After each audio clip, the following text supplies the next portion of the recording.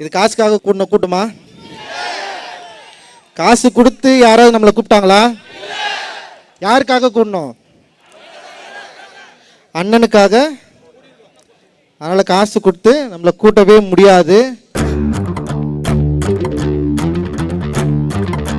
Armstrong மீறி மெட்ராஸில் ஒரு விஷயம் நடந்துடாது.